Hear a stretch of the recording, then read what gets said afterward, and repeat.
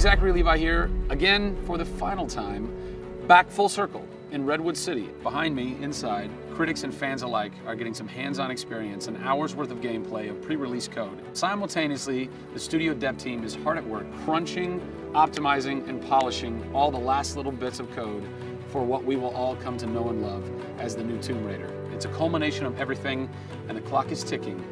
These are the final hours of Tomb Raider.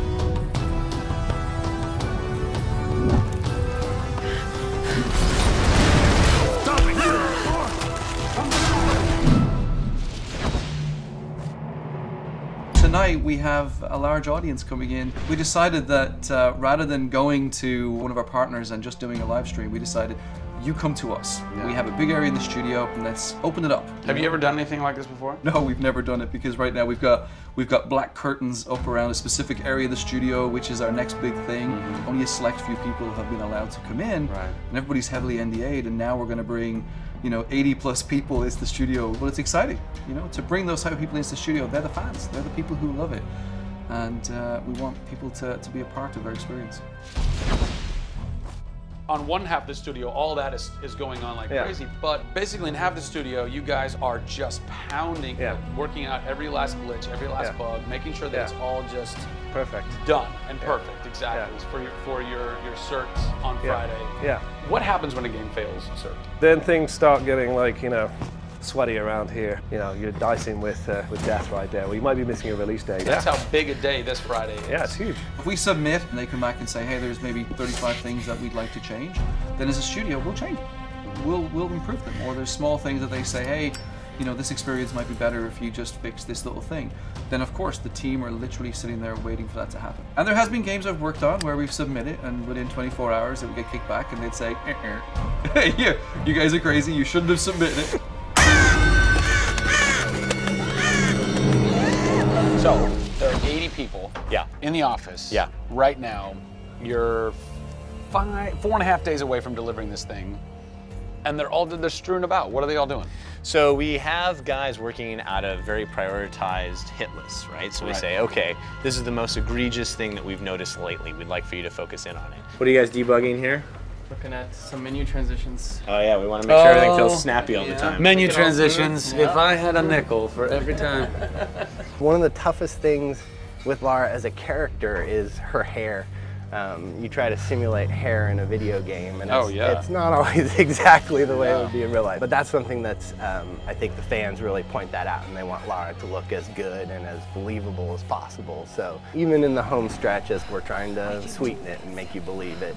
So I spend a ton of time playing the game. So while everybody else is busting their butts trying to make it work, you're having fun. That's basically what you're saying. There's about 80 people that are all still busily working in this last week before the game goes to cert. Absolutely. One of those groups is called the what group? The OMS group. And what does OMS stand for? OMS is an acronym for Oh My Shit.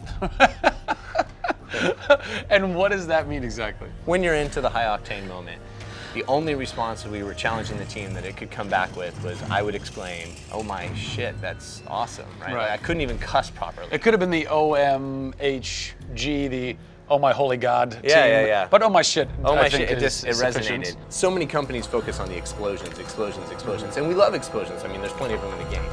But it's also about sometimes that implosion moment, that time where you actually feel like you're part of that. We have an early example in the scavenger den, very early in the game, where the camera is about 6 inches from the back of her head as she's in this claustrophobic moment as the ceiling gets lower and lower and the water gets higher and higher, and the torch, you're worried, is it going to go out? And as you suck in for that moment, if it's resonating with people, as we've seen it resonate here, you actually watch people who are claustrophobic kind of lean back in their chair a little and kind of react, and that's exactly what an OMS team is about.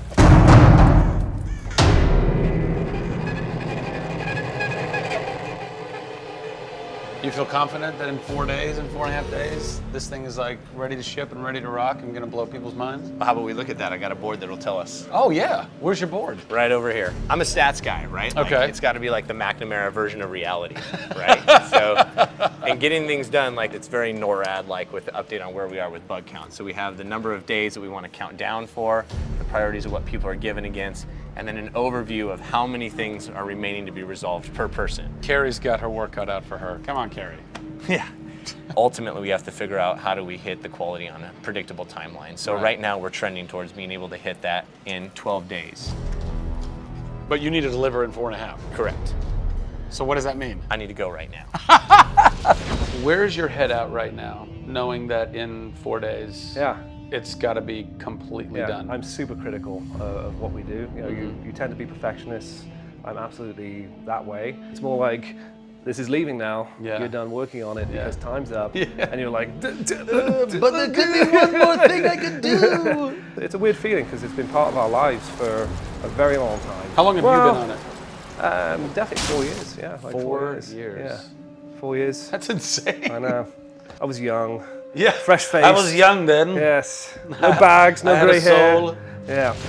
It's been a roller coaster ride, and during that time we've been around the world, we've gone to shows, we've shown press, we've given hands-on, we've had community events, we've been in San Diego with you at Nerd Machine.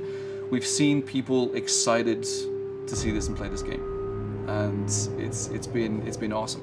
It's not just about Lara's arc, it's about the arc of people who've come in to the roles. You know, we've had people come in as animators and move up to the highest levels in their profession along these 4 years. So people have grown in these roles, families have expanded, kids have been born, but we're coming to a point now where we're, you know, probably 70, 80 plus days away from launch, and this phase has come to an end. You know, it's been awesome. With less than a week to go before console certification, the last few bugs to squash, and a general lack of sleep all around, this production is definitely going to go down to the wire. Will they make it? Join us next time on the final hours of Tomb Raider to find out.